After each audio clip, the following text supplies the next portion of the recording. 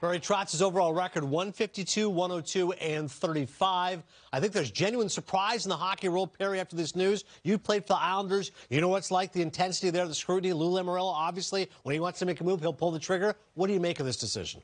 First of all, I was very surprised. You've got Barry Trotz, who's one of the most respected coaches in the game. They obviously go out and get him. He's the guy that Lou wants after he wins a cup with Washington, goes out and pays for him, brings him into Long Island. And especially with how this year went, with the last couple of years, with the runs they've had big runs, with the finish that they had a great finish this year. And the beginning of the year was so just up in the air, to put it, I guess, lightly, with the road games, how they started on the road, and then they had the injuries and the COVID, and just dealt with so many extracurricular activities this year that I did not see this coming at all. But that being said, it is Lou Lamoriello. It's Lou, and he's been there, done that. He knows what he's doing. I don't want to say he's above question, but he's awfully close to there. And he's saying what he says, his words, if they need a new voice. Well, that's something that Lou's going to be able to tell you. That's not something us from the outside can be like, all right, hey, we can just look at the game. We can see how it sits from the outside.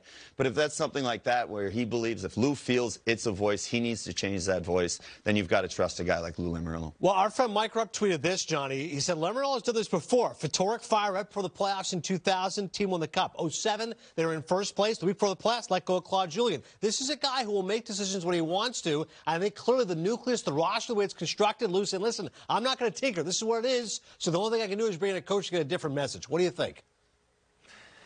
Well, Lou Lamoriello, to me, is not above reproach. I think everyone deserves to be questioned. I know he's got a great track record of success, but you mentioned some of the moves he's made. So let's just recap what Barry Trotz did for the Islanders. Took the worst defensive team in hockey and turned them into the best defensive team in hockey. He took them to a conference final 2 years in a row where they lost to the eventual Stanley Cup champion. No shame in that. And then in the year, as you mentioned, with the long road trip, the multiple bouts of COVID, and some players absolutely underachieving. Kyle Palmieri with 1 goal after 40 games, on and on. They come ninth. They missed the playoff by 1 spot.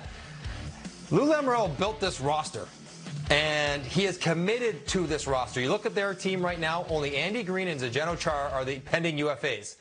If you're going to return the band back together, I look at that team and say, okay, well, you might need a different voice, and I don't know what that sounds like.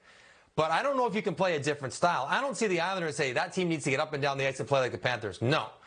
I think Barry Trotz saw the roster, said this is how we need to play to be most successful. And he was mostly successful playing that system. So I can't see right now, given the roster the way it looks, a different coach coming in with a different message and them being any more successful than I would have expected them to be with Barry Trotz, who undoubtedly is one of the very best in the world. So maybe there's something in the room, a new voice. Maybe there's something for Barry Trotz. He wants to try something different. He didn't want to, or maybe he wanted extension. There's some other business element. But just on the ice, this is more than a head-scratcher to me. I mean, this puts Lou Lamoriello solely in the spotlight. You better pick a good coach, because the roster that you have assembled and committed to going forward just missed the playoffs with one of the best coaches that you just let go of. They better not miss next year, because if you're going to look at, well, who's responsible for that, it probably then goes upstairs to him or downstairs to the players, where it usually should reside. So I'm surprised.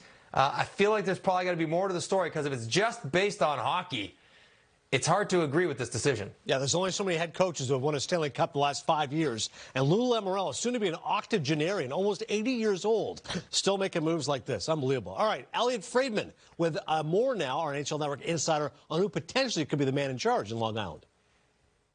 Well, Lane Lambert's name has obviously jumped to the forefront. I have a couple questions about that. And first of all, I'm with you, EJ. I think Lane Lambert deserves his opportunity. He's been close before, and I think it's time. There's a couple questions I have about this particular situation. And that is, would the players feel differently about any member of the coaching staff than they do about Trotz? Like, sometimes you kind of look at it like, okay, if the players and the head coach need a new voice, is the assistant coach enough to give that the new voice? I think sometimes it can be very difficult, and Washington was the most recent team that proved this, to move from an assistant coach on one team to a head coach on the same team. It's not easy, because you go from the good cop to the bad cop, and sometimes the players don't buy into that. Now, I don't necessarily think Lou Lamoriello might care about that if Lambert's the right person, but it's one thing I do wonder about. Another name that I am curious about, and his name came up his name came up on the weekend or last week when Gary Bettman was in Florida. I do wonder if the Islanders are going to be one of the teams that just at least asks about what's the future in the situation with Joel Quenneville and says, what are we allowed to do here? What's the situation here? Bettman did say that at this point in time, no one has asked. Quenneville has not asked for a meeting. I do wonder if the Islanders are going to be one of the teams that at least kind of ask around, like, what's the process here? And I don't think they're going to be the only ones.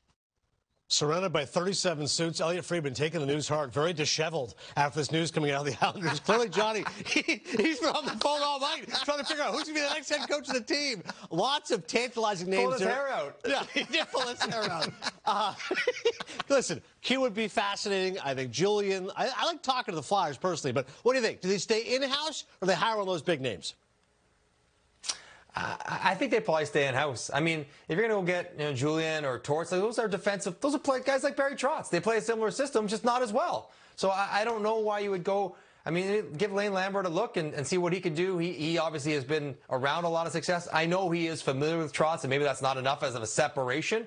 But if it's a personality thing, well, he's not the same guy that Trotz is. I think you could do a lot worse than going in-house and going with a guy who knows that team and knows how to be successful with it, but also maybe can offer a different perspective than the previous coach. What do you think, Perry? In-house or they go hire a big name? Yeah, I'm with Johnny on this. I think it's in-house just because of the moves that they can make. They're set. What their lineup is set. So, yeah, maybe want a different voice, but at the same time, you can't come in and just mix everything up. And I don't see any of those other guys doing anything but that. All right, we'll see if Lane Lambert is indeed the guy.